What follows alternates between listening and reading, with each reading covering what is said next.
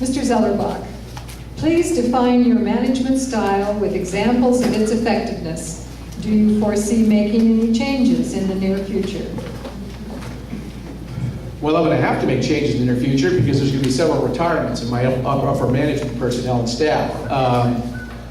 With respect to the management style, you cannot micromanage. That does not work. It's never been effective and never will be. What you need to do is empower your subordinates, your managers, your staff to do the job. Make sure they have the appropriate information, the appropriate training, and then let them do their job. And right or wrong, they're going to make mistakes. We all do. But at the same time, you have to be supportive. And managing it's a learned art or a learned process. You don't learn that overnight. It takes time, effort, and energy. And communication is key. Communication up and down the chain of command as well as horizontally. And so as long as you continually communicate amongst yourselves with your team members, and they know what we're all headed for, we're all going in the same direction, we're all trying to achieve the same goal, the same purpose. But again, you have to empower them to make their decisions, to do their job, and then rely upon it. Thank you. Mr. Hester. You know, Mr. Zelibak rules by fear and intimidation. That's how he rules the DA's office. And let me give you some examples.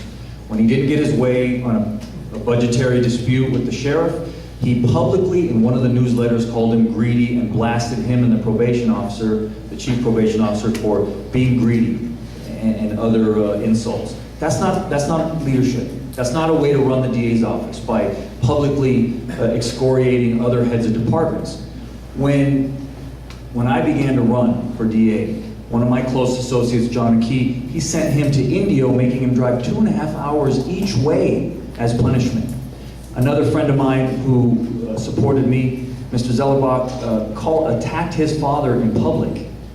The justice of the appellate court, Mr. Hollenhorst, attacked him in public in the newspapers, and then publicly attacked one of his own employees' integrity and credibility in the newspapers. That's not how you run an office, folks. That's the wrong way to run an office. So all the platitudes we just heard about management style are just that. Mr. Zelibak. I'm surprised at Mr. Hester because a lot of what he said is totally inaccurate. And again, oftentimes half-truths are just as bad, if not worse, than lies. With respect to personnel issues, he knows that I can't talk about personnel issues. I'm legally prohibited from doing that.